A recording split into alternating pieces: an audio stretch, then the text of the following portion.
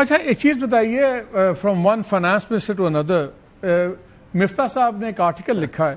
جس میں انہوں نے کہا یار آپ کی تعریفیں بھی کی ہیں، انہوں نے کہا بڑا اچھی چیزیں بھی کی ہیں وچ آر گڈ اسٹیپس، لیکن وہ کہتے ہیں جو فائنانس منسٹر کی اسپیچز ہوتی ہیں they are long on relief measures and platitudes and short on all new taxes and new budget imposes. وہ کہہ رہے ہیں کہ ایک دو دن میں چیزیں کلیئر ہو جائیں گی کہ ان کے کوئی انڈرسٹینڈنگ ہوئی ہے آئی ایم ایف کے ساتھ جس میں 800 بلین کے نیو ٹیکسز اور administrative measures impose by the federation and provinces. کیا آئی ایم ایف سے کوئی ایسی انڈرسٹینڈنگ ہے جس میں 800 بلین کے نیو ٹیکسز وغیرہ لگیں گے آپ اور صوبے ملا کے؟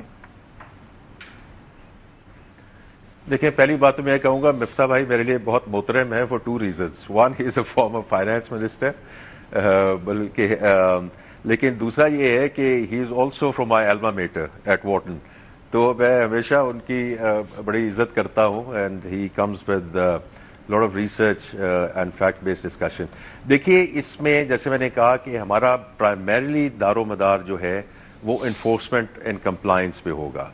اور کچھ چیزیں ہیں جہاں ہم ہارمونائزیشن کی بات کرتے ہیں، جہاں ہم ڈسٹورشنز کی بات کرتے ہیں،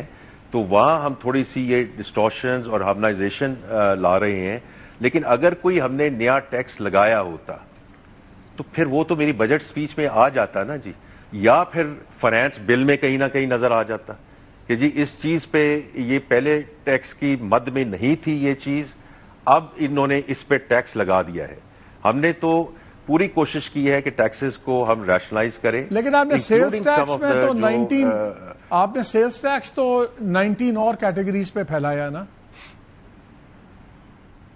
سر۔ پھیلانا وہ ہے جہاں ڈسٹورشنز ہیں یا ہمیں ہارمونائزیشن کرنی ہے، لیکن کوئی ایسا آئٹم نہیں ہے کہ جو پہلے کسی ٹیکس کے مد میں نہیں تھا اور اس پہ ہم نے کوئی نیا ٹیکس لگا۔ تو آپ کہہ رہے ہیں کہ آئی ایم ایف سے آپ نے کوئی نئے ٹیکسز لگانے کی کوئی سیکرٹ انڈرسٹینڈنگ نہیں ہے؟ اس میں جی میجرز ہیں، جو میجرز یہ کہتے ہیں کہ انفورسمنٹ بھی ہے، کمپلائنس بھی ہے، اور جہاں ہمیں ہارمونائزیشن کرنی ہے ہم نے ہارمونائزیشن کرنی ہے، لیکن ٹو بی اگین اسپیسیفک کہ ہمیں یہ کہا گیا ہو یا ہم نے یہ کہا یہ ایکسیپٹ کیا ہو کہ جی ہم نیو ٹیکسز، اور اس میں مالک بھائی کوئی ایسی بات نہیں ہے، یہ چیز ایسی تو نہیں ہے جو سر ایک کوئی مجھے آپ ایگزامپل دے سکتے ہیں سو مائی